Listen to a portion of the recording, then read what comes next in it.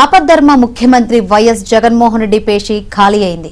ఆయన పేషీలో ఉన్న అధికారులు అందరినీ కూడా శుక్రవారం బదిలీ చేసి సాధారణ పరిపాలనా శాఖ కార్యాలయంలో రిపోర్ట్ చేయాలని ఆదేశాలు జారీ చేశారు.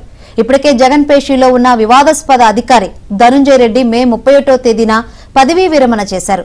జగన్ ప్రైవేటు సెక్రటరీలు మినహా మరెవరూ ప్రభుత్వ ఉద్యోగులు ప్రస్తుతం ఆయన పేషీలో లేరు.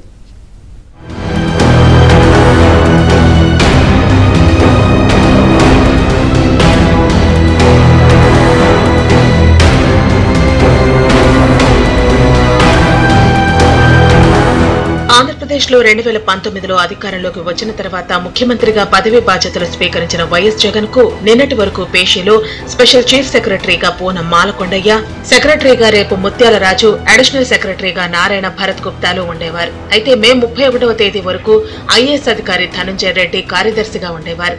ఆయన మే 31వ తేదీన ఐఏఎస్ అధికారిగా పదవి విరమణ చేశారు. 4వ తేదీన సార్వత్రిక ఎన్నికల ఓట్ల లెక్కింపులో వైసీపీ ఘోర పరాజయం పాలైంది. ఆంధ్రప్రదేశ్లో శాసనసభ స్థానాల ఆధారంగా ప్రతిపక్ష స్థానం రావాలంటే కనీసం 18 శాసనసభ స్థానాలు ఆ పార్టీ కైవసం చేసుకోవాల్సి ఉంది. అయితే వైసీపీకి మొన్నటి ఎన్నికల్లో ఏపీ జనం కేవలం 11 స్థానాలను మాత్రమే కట్టబెట్టారు. జనసేనకు తెలుగుదేశం సీట్ల సర్దుబాటులో భాగంగా 21 స్థానాలను కేటాయిస్తే అన్ని స్థానాల్లో జనసేన అభ్యర్థులు విజయం సాధించారు. జనసేనకు శాసనసభలో బలాబలాల ఆధారంగా ప్రతిపక్ష హోదా వస్తుంది. అంటే వైసీపీ ప్రతిపక్ష హోదాకు కూడా పనికి రాదని ఏపీ ప్రజలు తేల్చేశారని రాజకీయ విశ్లేషకులు చెబుతున్నారు.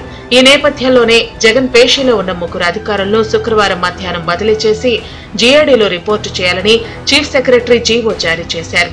ఉదయం కొత్త సీఎస్ గా పదవి బాధ్యతలు స్వీకరించిన నీరబ్ కుమార్ ప్రసాద్ వెంటనే అధికార యంత్రాంగం ప్రక్షాళన ప్రారంభించారు.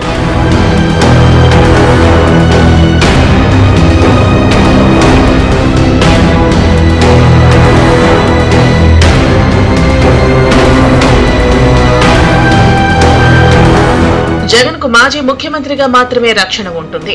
ఆయనకు ప్రతిపక్ష హోదా ఉంటే ప్రతిపక్ష నేతగా కేబినెట్ ర్యాంకు ఉంటుంది. ఆ స్థాయికి తగిన రక్షణతో పాటు పేషీలో కొంతమంది అధికారులు నియమించుకునేందుకు కూడా ప్రభుత్వం అనుమతి ఇస్తుంది. కానీ ఇప్పుడు అటువంటి అవకాశమే లేదు. కేవలం మాజీ ముఖ్యమంత్రిగానే ఆయనకు రక్షణ ఉంటుందని ఉన్నతాధికారులు చెబుతున్నారు.